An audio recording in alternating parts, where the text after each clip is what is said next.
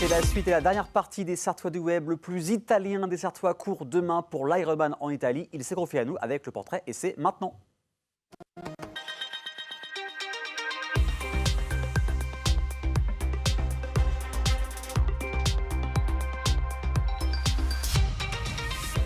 Salut Fabio, comment vas-tu? Pleine forme, c'est le cas de le dire. Alors tu as délaissé ton costume, ta chemise pour une tenue plus sportive. Tu prépares l'Ironman en Italie, mais peux-tu nous rappeler ce que c'est exactement? Alors un Ironman, ce sont les plus grands triathlons possibles. Donc c'est de la nage, du vélo et de la course à pied. C'est donc 3,8 km de natation enchaîné avec 180 km de vélo, enchaîné avec un petit marathon de 42 km. Pas mal.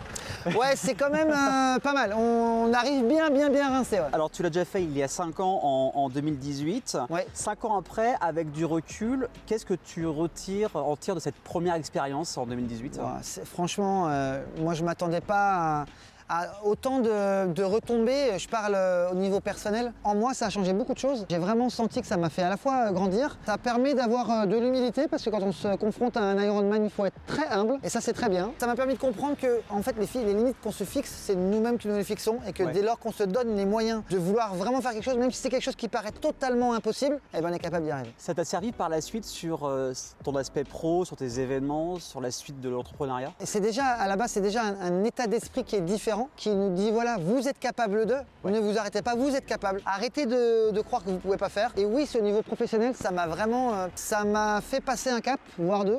C'est-à-dire que je me disais peut-être que je peux faire ce type d'événement et en fait je peux faire des événements bien plus grands ou ailleurs ou plus loin.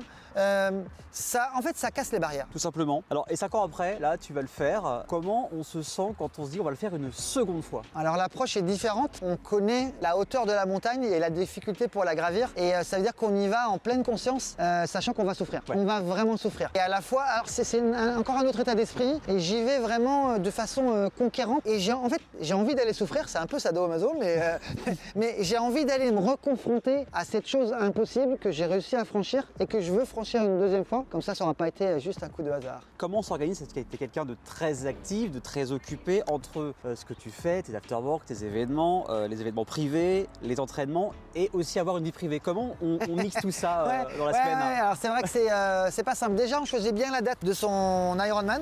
Je l'ai pris donc à mi-septembre parce que je savais que j'allais avoir une période entre mi-juillet et mi-septembre où là je suis plus libre, j'ai plus d'événements ou pratiquement plus rien, où je peux le faire en tout cas de chez moi. Et du coup ça m'a permis d'avoir la période très intensive de l'entraînement disponible. Et en effet, comme tu l'as dit, ça demande vraiment une organisation de dingue.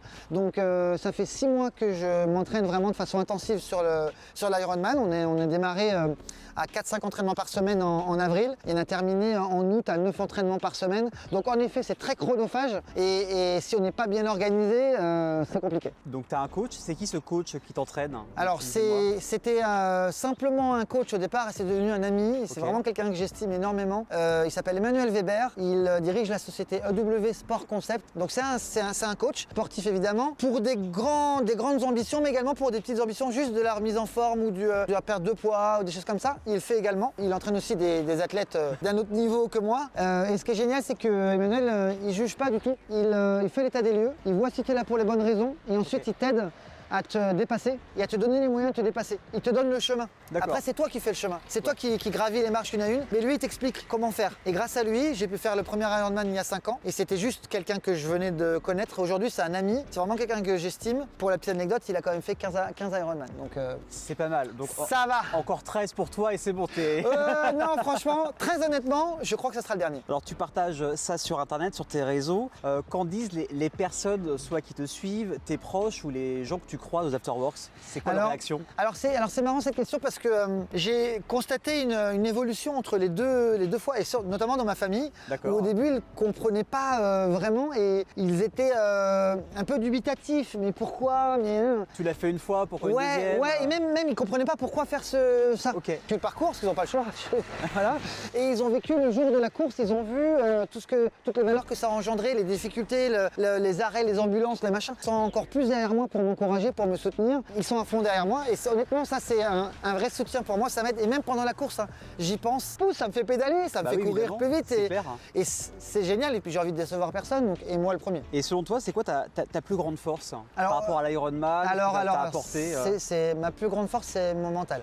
Et honnêtement, ça, je ne le savais pas avant. Je me considérais pas trop, enfin plutôt d'avoir un mental bon. Mais mon coach m'a dit, en fait, en plus moi qui parle beaucoup, etc.